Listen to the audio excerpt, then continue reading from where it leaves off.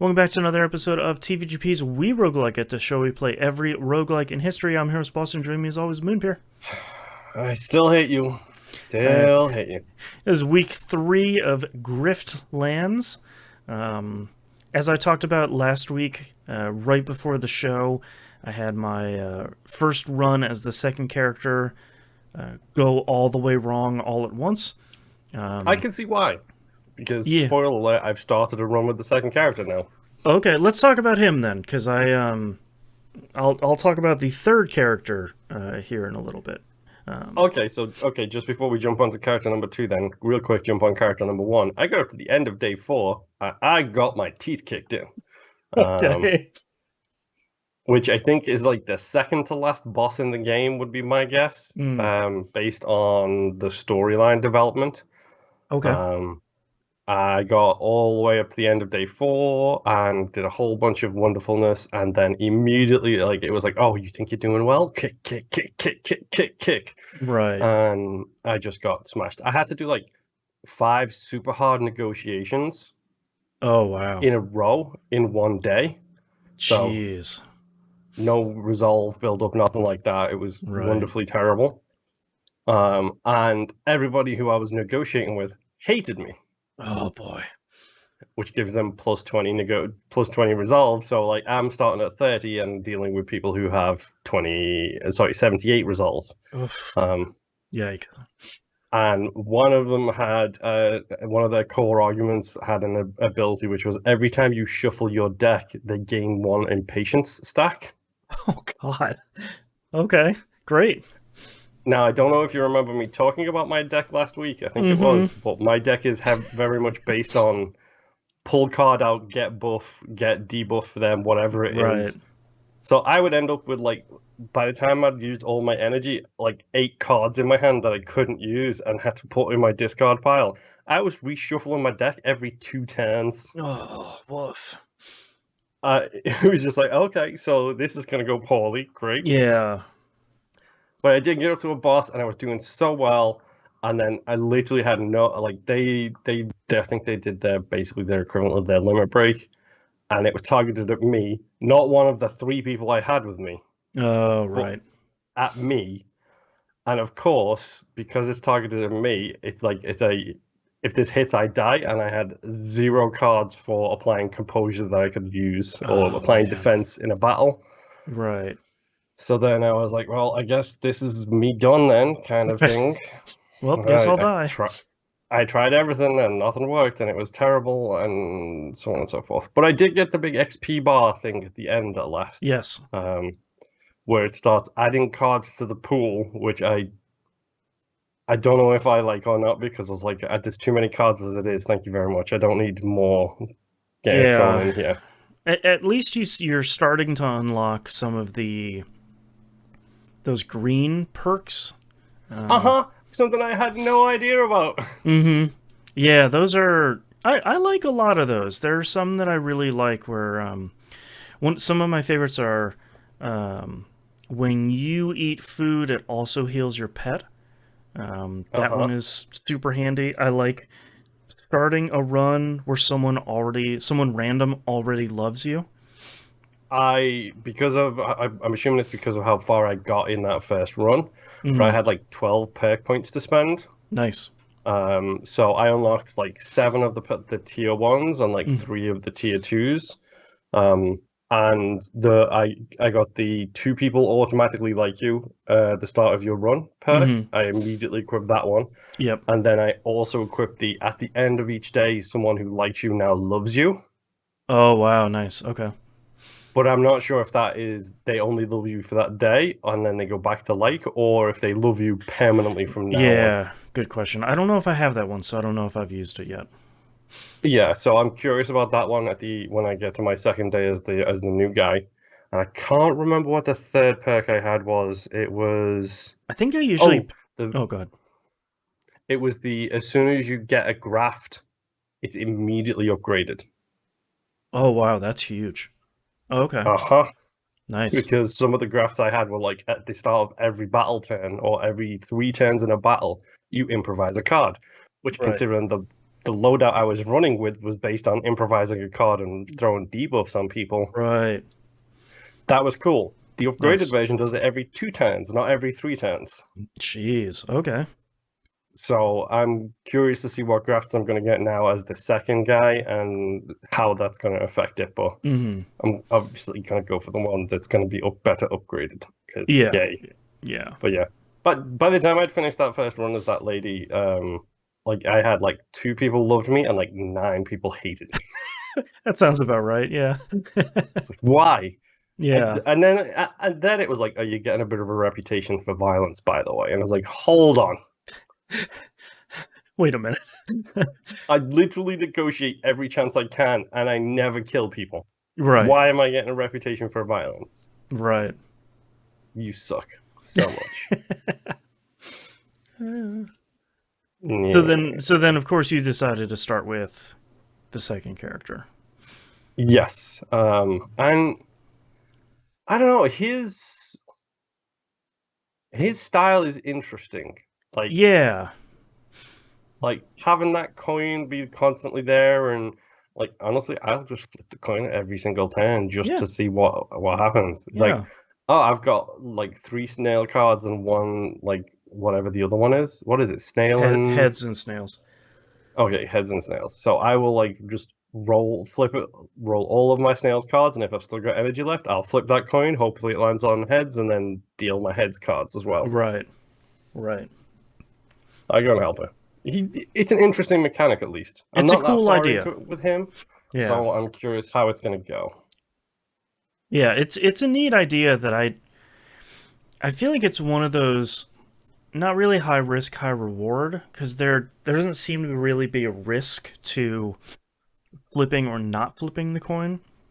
But I feel Mm-hmm. like if you have a run where you can perfectly synergize with maybe the coin you have or the coin you traded in, or maybe you're like, oh, I built a sick snail deck, and as long as that thing lands on snails, I'm just gonna wreck stuff.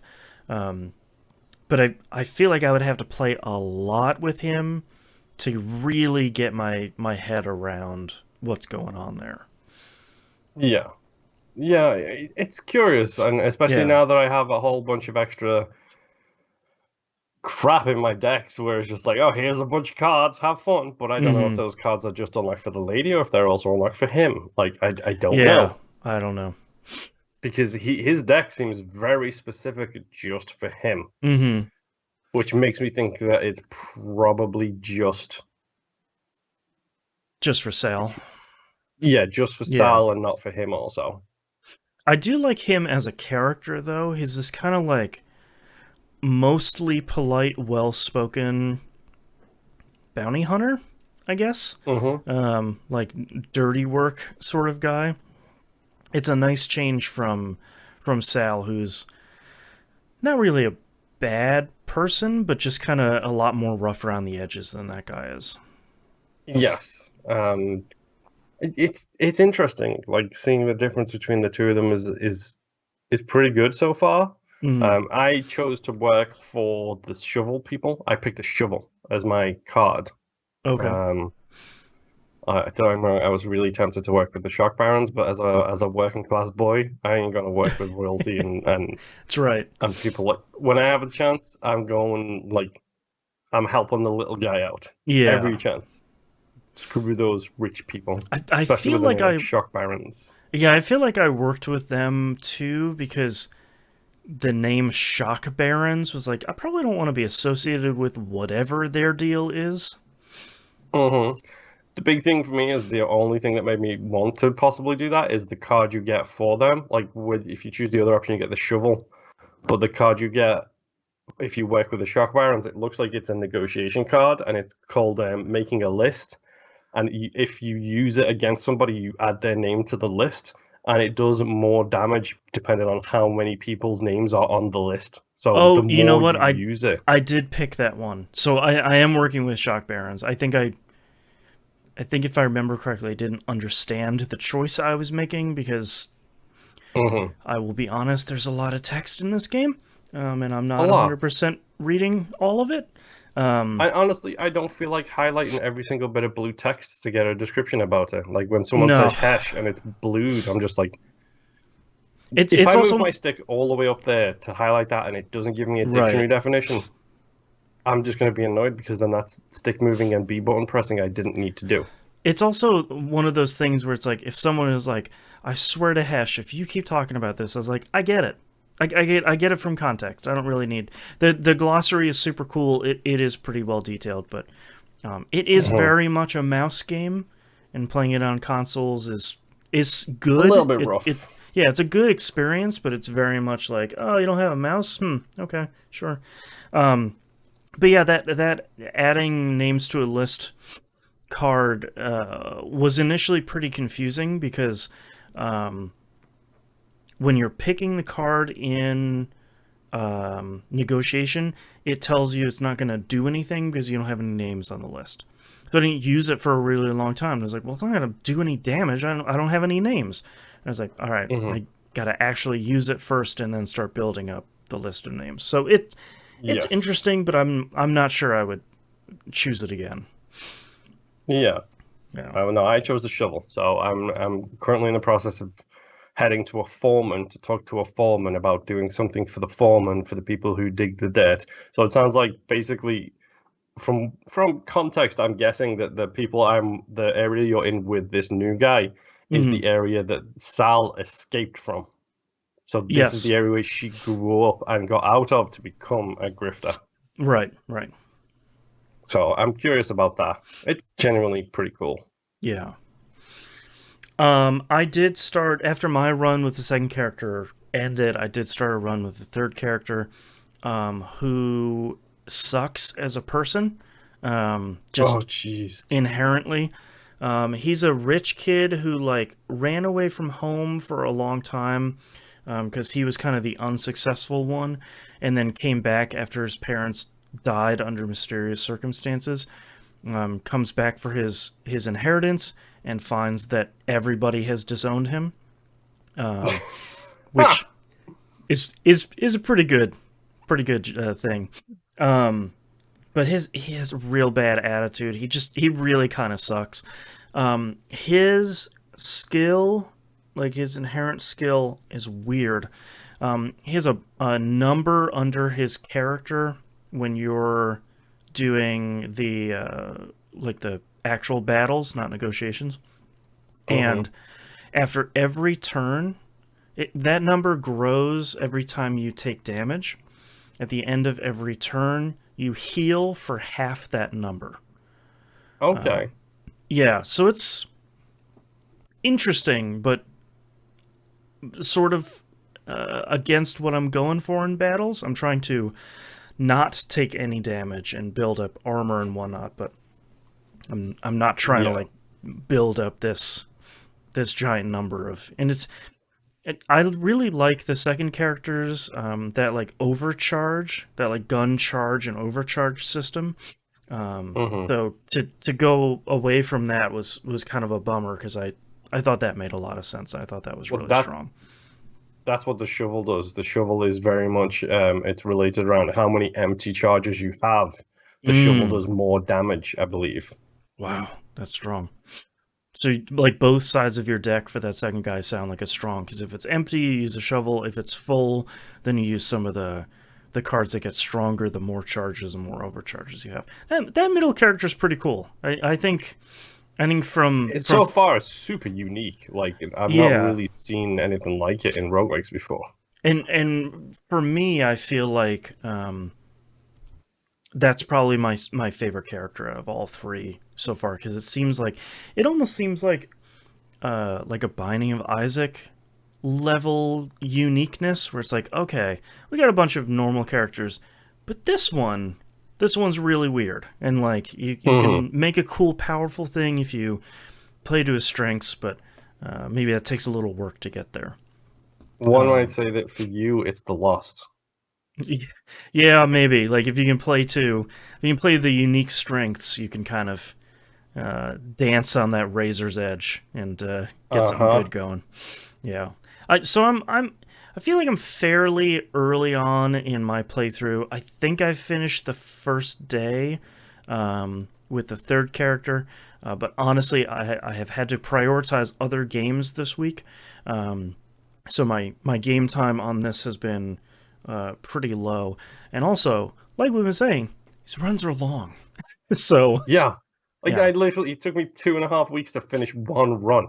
Yeah, And that your was a first failed run. run as well. Yeah, I have not yet had a successful run with any three characters. I feel like with how strong the negotiation is on the second character, that one is probably the most likely to be a successful run. But maybe we'll see if we Hmm. can get a successful run out of that guy before the end of next year. Um, Yeah, we'll see. yeah. All right. Any final thoughts here for Griftlands Week 3? No. So far, it's a pretty solid game. I think Yeah. its biggest thing holding it back right now, like I said, there's a lot of content in this. There's the two different systems. There's three different characters, and each have their own two different systems apparently. So Yeah, which is really not not something what I I was expected. expecting. Yeah. Uh-huh. I thought it would just be like, Um. here's a different story in the same area. Nope, totally different area too. Uh-huh. So there's that, but I think its biggest problem is the fact that it's so damn long.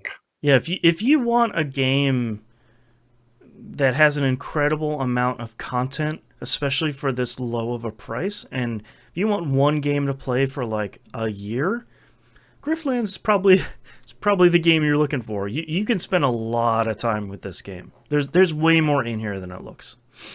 Yeah, there really is. Yeah. It's pretty solid. Yeah. All right. Thank you for listening. Our adventure continues next week. Sorry. We'll see you all next run. It's not RPG love. We'll see you all next run. Bye. Bye.